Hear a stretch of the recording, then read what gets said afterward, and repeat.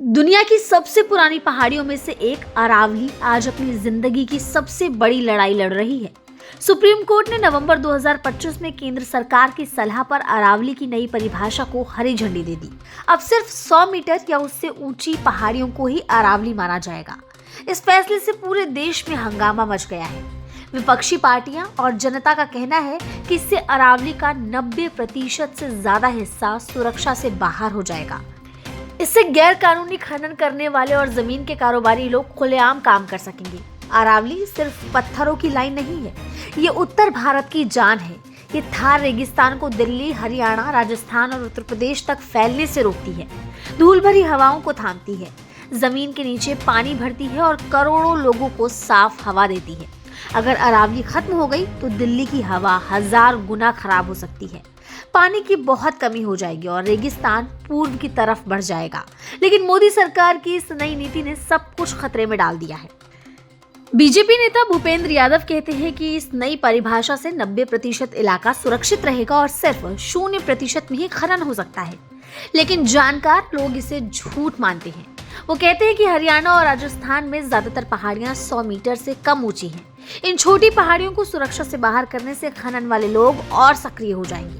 पहले ही गैर कानूनी खनन से 31 पहाड़ियां गायब हो चुकी हैं। फॉरेस्ट सर्वे ऑफ इंडिया की रिपोर्ट कहती है कि दक्षिण हरियाणा और राजस्थान में खनन से जमीन का पानी 15,000 से 2,000 फीट नीचे चला गया है। नदियां सूख रही हैं, फसलें धूल से ढक रही है और जंगली जानवरों का घर उजड़ रहा है। इस पूरे मामले को विपक्षी नेता अशोक गहलोत ने अरावली की मौत का फरमान बताया है। उनका कहना है कि मोदी सरकार खनन वालों लोगों के दबाव में काम कर रही है। राजस्थान में खनन से सरकार को हर साल हजारों करोड़ रुपए मिलते हैं, लेकिन पर्यावरण को बर्बाद करके।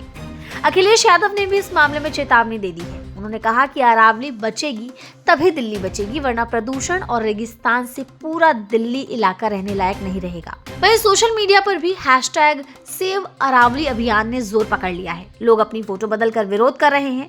राजस्थान में सड़कों पर लोग उतर आए हैं और हरियाणा में भी पर्यावरण वाले लोग चुप नहीं हैं। सरकार कहती है कि नई खनन की अनुमति पर रोक है और ग्रीन अरावली योजना चल रही है, लेकिन असलियत में गैर कानूनी खनन रुकने की बजाय बढ़ रहा है। क्रशर मशीनें धड़ल्ले से चल रही है। क्या ये सब खनन वाले और जमीन के कारोबारियों को फायदा देने के लिए किया जा रहा है? ये बड़ा सवाल है। केंद्र सरकार और राज्य सरकार, खासकर बीजेपी वाली हरियाणा और राजस्थान में पर्यावरण की क्यों अनदेखी हो रही है, ये सवाल भी लगातार उठ रहे हैं।